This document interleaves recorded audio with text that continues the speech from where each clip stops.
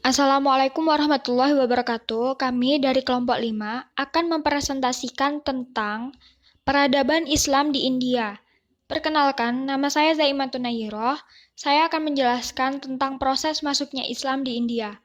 Penyebaran pertama Islam di India berasal dari Bukhara, Turki, Iran, Yaman, dan Afghanistan yang disebarkan oleh para pendakwah. Perkiraan pertama, penyebaran Islam terjadi pada abad ke-8, di mana Arab menginvasi India bagian utara atau yang sekarang disebut dengan Pakistan. Arab berhasil menduduki India, dan kebanyakan orang India yang masuk Islam adalah dari golongan orang-orang kelas rendahan. Dengan seiring perkembangannya, beberapa penguasa Muslim juga turut mengambil peran dalam penyebaran agama Islam. Penduduk Muslim di India terbagi menjadi beberapa kelompok. Di bagian barat India ada Bohra dan Koja. Komunitas Muslim di sana terpengaruh beragam pendakwah Muslim. Di selatan India ada komunitas Mopila yang berasal dari pedagang Arab. Ada juga komunitas Nawaid, komunitas Muslim dari imigran Arab dan Persia. Bertentangan dengan perkiraan pertama, ada juga pendapat yang mengatakan bahwa penyebaran Islam melalui para pedagang Arab di awal abad ke-7. Diketahui, hubungan perdagangan antara Arab dan subkontinen itu sudah berlangsung sangat lama. Para pedagang Arab mengunjungi wilayah Malabar, yang sekaligus menghubungkan mereka dengan pelabuhan di Asia Tenggara. Tentunya, perdagangan tersebut mempengaruhi penyebaran Islam di India, beserta budayanya. Ketika berkembang di India, Islam memberi pengaruh dalam beberapa faktor, yaitu dalam bidang perdagangan, berkembang sistem hukum dagang syariat Islam yang menekankan legalitas yang disepakati para pedagang. Selanjutnya yaitu kerajaan Islam yang ada di India. Salah satu kerajaan Islam yang terkenal adalah Kerajaan Mughal yang didirikan oleh Zahiruddin Muhammad Babur. Dulu kerajaan Mughal pernah menguasai India, yang wilayahnya mampu menjangkau Afghanistan, Balochistan, dan sebagian besar anak benua India pada tahun 1526 sampai dengan 1857 Masehi. Kerajaan ini memiliki agama resmi Islam. Pada masa kejayaannya, kerajaan yang namanya berasal dari Mongol ini pernah menjadi kerajaan terbesar se-Asia Selatan. Wilayahnya membentang dari pinggiran luar lembah Indus di barat, Afghanistan utara di barat laut, Kashmir di utara, dataran tinggi Assam, Bangladesh di timur, dan dataran tinggi Deccan di India Selatan. Mughal juga menjadi pewaris tonggak kebudayaan India hingga kini.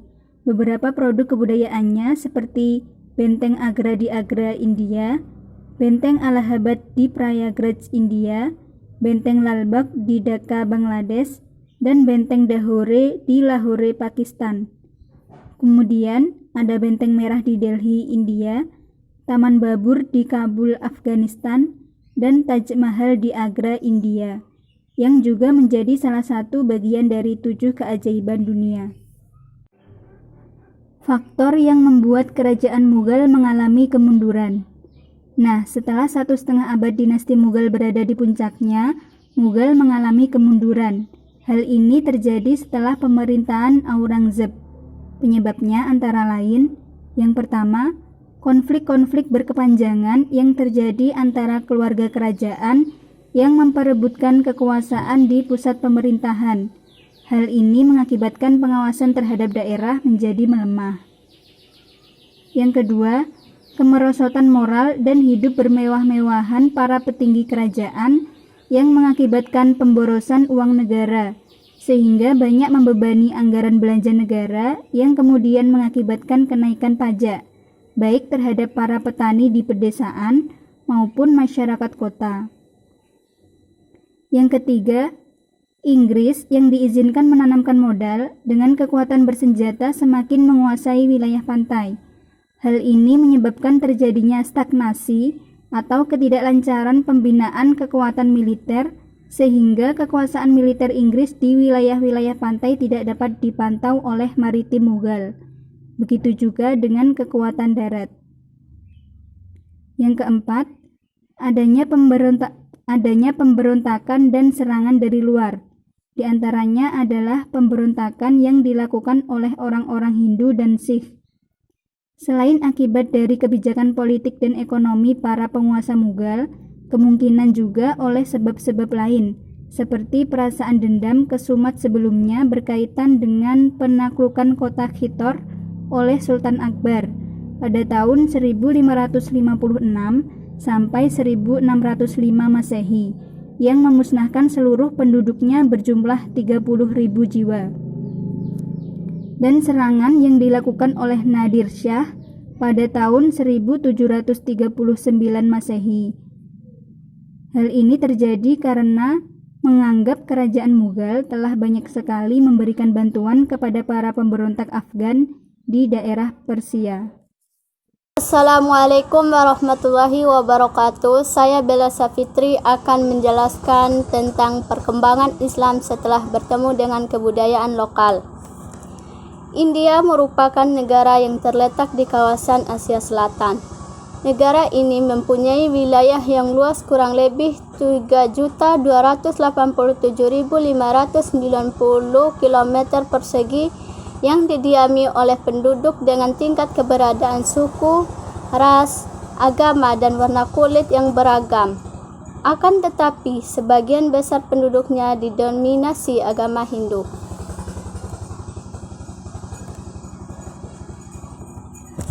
Pertemuan Islam dengan budaya lokal India dilatar belakangi dengan invasi politik oleh bangsa Arab pada masa dinasti Umayyah hingga mengalami puncak kejayaannya pada rezim Mughal.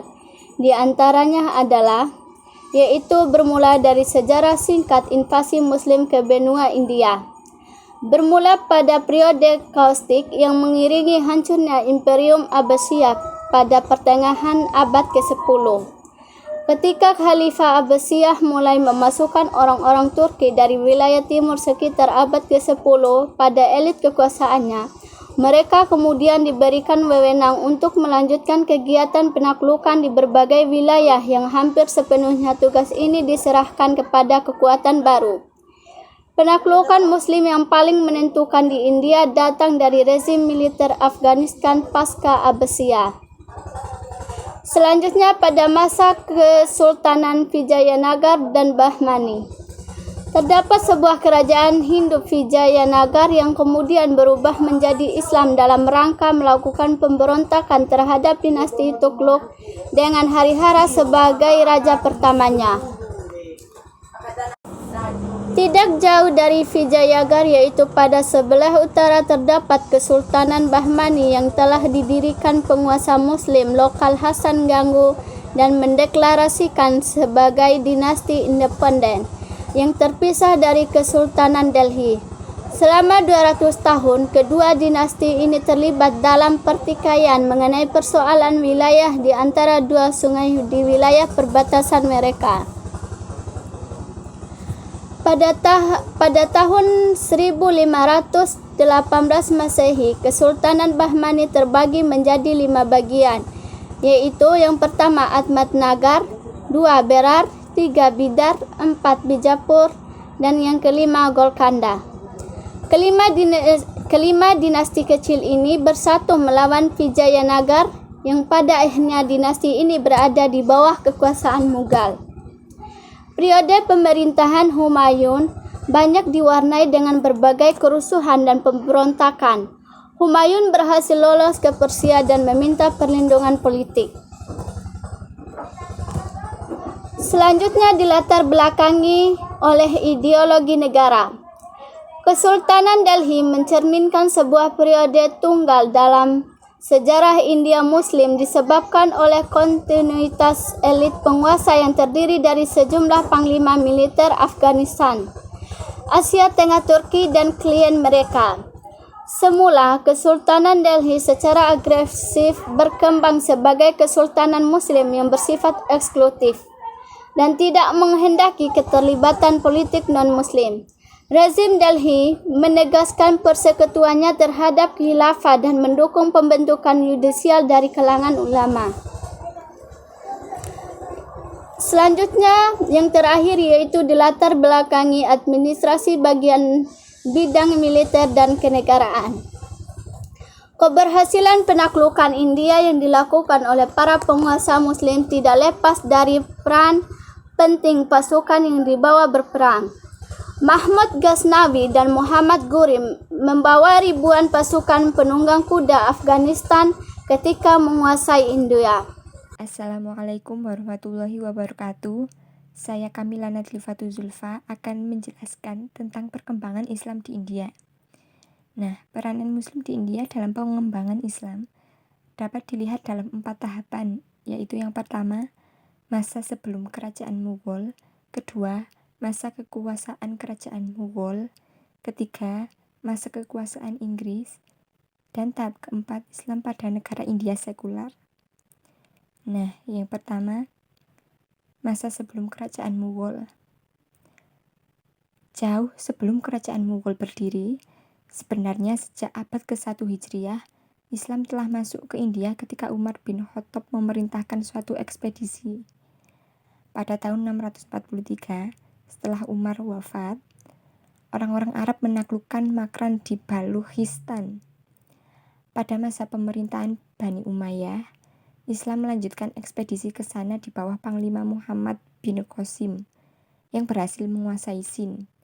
Dan mulai tahun 871, orang-orang Arab telah menjadi penghuni tetap di sana. Meskipun masih dalam abad pertama Hijrah Nabi, tanah-tanah Sind telah menjadi wilayah kerajaan Islam. Namun, bagian terbesar dari tanah India belum takluk di bawah pemerintahan Islam. Raja-raja masih memerintah dengan kuat di beberapa negeri yang besar, dan alam Hindu masih kuat dengan kuil-kuil dan pagoda. Yang kedua yaitu pada masa kekuasaan kerajaan Mughal.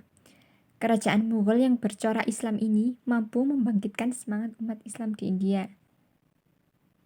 Jika pada dinasti-dinasti sebelumnya Islam belum menemukan kejayaannya, kerajaan ini justru berjaya. Keberadaan kerajaan ini dalam periodisasi sejarah Islam dikenal sebagai masa kejayaan kedua setelah kerajaan dinasti Abbasiyah. Baik, saya Alia Ardina akan melanjutkan penjelasan dari perkembangan Islam di India, yaitu yang ketiga adalah masa kekuasaan Inggris tahun 1858 sampai 1947.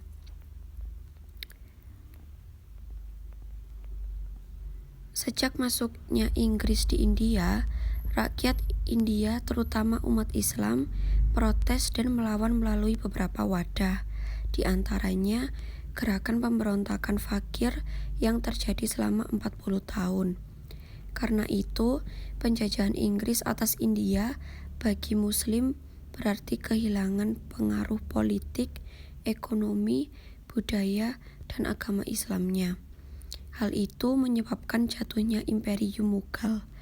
Sejak itu, Muslim India, termasuk Pakistan dan Bangladesh, sekarang merasa semakin dikesampingkan oleh kekuasaan penjajah Inggris.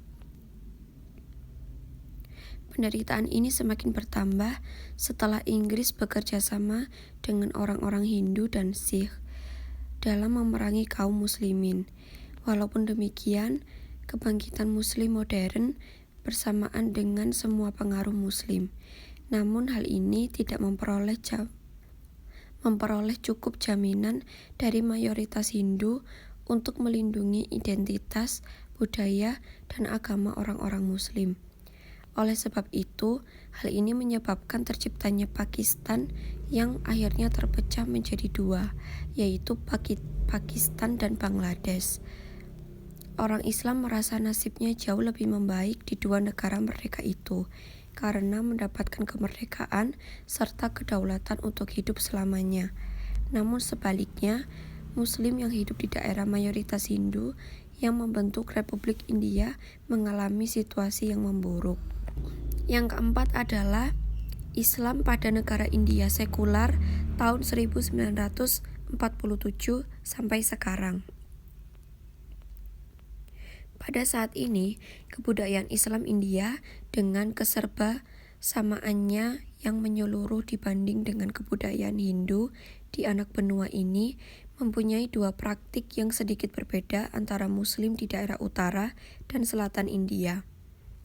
Di utara, Muslim kebanyakan menganut mazhab Hanafi, berbahasa Urdu atau Bengali. Di selatan, Muslim mengikuti mazhab Syafi'i dan umumnya berbahasa Tamil. Sekitar 90% Muslim di India beraliran Sunni dan umumnya menganut mazhab Hanafi. Di antara aliran Sunni, ada sekitar 4 juta Muslim bermazhab Syafi'i, kebanyakan di negara bagian selatan, sisanya kebanyakan aliran Syiah, mazhab Ja'fari di negara-negara bagian barat laut.